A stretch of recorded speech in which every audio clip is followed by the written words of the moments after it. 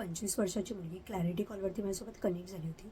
तिचा प्रॉब्लेम असा होता की तिला जॉब लागला होता, पण त्या जॉबला जाण्याच्या अगोदरच तिला तिकडची सिच्युएशन कशी असेल ह्याची भीती वाटत होती, किंवा तिकडची सिच्युएशन जी होईल त्या सिच्युएशनसोबत मी डील करू शकेल का, ह्या सगळ्या गोष्टीची तिला भीती अगोदरपासूनच वाटत होती. आणि ॲक्च्युली हा प्रॉब्लेम खूप लोक फेस करत आहेत की ते एखाद्या सिच्युएशनचा विचार इतका करतात की कसं होईल, काय होईल, कधी होईल, ह्या सगळ्या गोष्टीचा विचार करून ते आधीच इतके घाबरून जातात की त्यांना काहीच सुचत नाही. तेव्हा मी तिला सांगितलं की तू ह्या सगळ्या गोष्टीला कसं घे, आणि ह्याने पर्सनली मला पण खूप जास्त मदत झाली.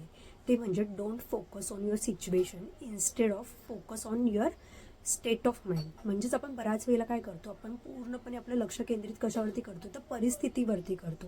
पण त्या परिस्थितीवरती लक्ष केंद्रित करण्यामध्ये, त्याच्यामध्ये आपली ऊर्जा वाया घालवण्यापेक्षा आपल्याला काय करायचं आहे, तर आपली जी मनस्थिती आहे त्याच्यावरती आपलं लक्ष केंद्रित करायचं आहे. तिथे आपली ऊर्जा सगळ्यात जास्त आपल्याला द्यायची आहे. कारण बऱ्याच वेळेला आपल्या आयुष्यात अशा काही सिच्युएशन, अशी काही परिस्थिती येते की ज्या कंट्रोल करणं ते आपल्या हातात नसतं.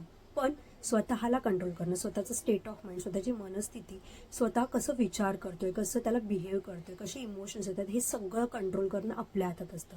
सो ते तर आपण नक्कीच करू शकतो. आणि अशा सिच्युएशनमध्ये अजून कसा विचार केला पाहिजे, तो विचार आहे ना, मी स्वतः खूप वापरते. माझ्या बोर्डवरती पण मी तो लिहून ठेवला आहे. सो मी तुम्हाला सेकंड व्हिडिओमध्ये नक्की सांगेन.